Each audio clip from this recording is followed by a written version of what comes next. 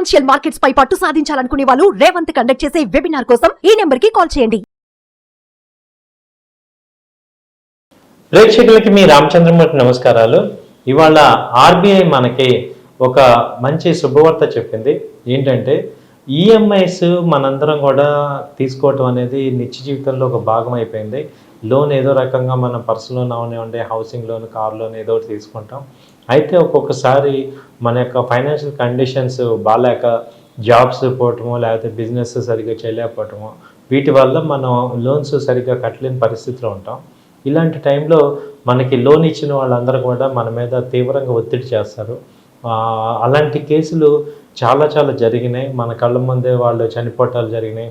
అలాగే వాళ్ళని జైల్లో పెడతాము అని చెప్పటం, అలాగే వాళ్ళ యొక్క అసభ్యకరమైన మెసేజెస్ అన్నీ కూడా వాళ్ళ ఫ్రెండ్స్కి వీళ్ళకి పంపిస్తామని చెప్పి చాలా టార్చర్ చేస్తున్నారు.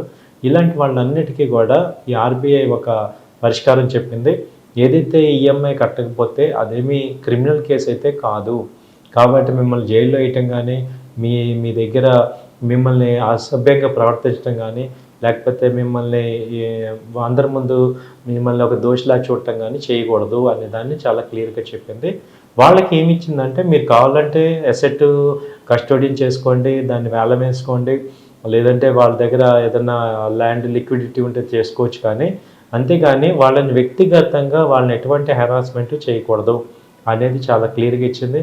అలాగే పోలీస్ కంప్లైంట్స్ వాళ్ళకు కూడా చెప్పింది ఏంటంటే, వాళ్ళని జైల్లో పెట్టాల్సిన అవసరం లేదు. ఇదేం క్రిమినల్ కేసు కాదు, సివిల్ కేసే. దీన్ని సివిల్గా మార్చుకోవాలి.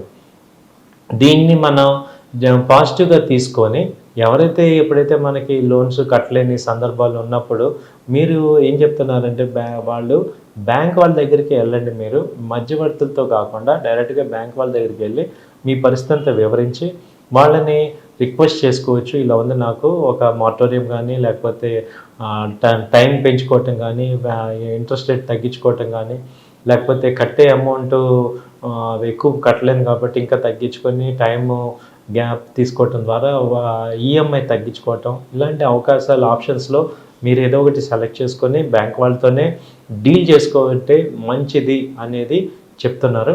అలాగే ఆర్బీఐ మీకు ఈ యొక్క ఫెసిలిటీ అడ్వాంటేజ్ ఇవ్వటం వల్ల ముందు అసలు మనందరం కూడా మెంటల్గా చాలా రిలాక్స్గా అవ్వచ్చు.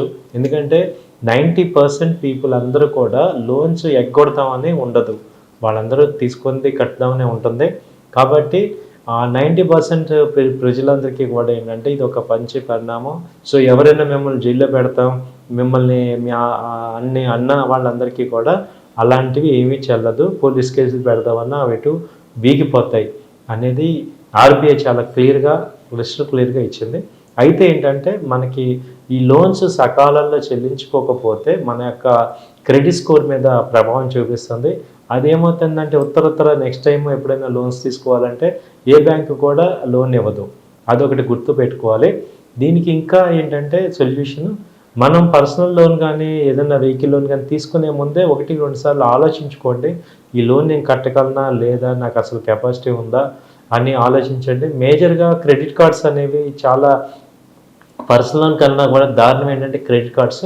ఈ క్రెడిట్ కార్డ్స్ని మ్యాక్సిమం అవాయిడ్ చేసేయమని మేజర్ ఫైనాన్షియల్ అనలిస్టులు మేమందరం కూడా చెప్పేది ఏంటంటే, క్రెడిట్ కార్డు వల్ల పెద్ద ఉపయోగం లేదు.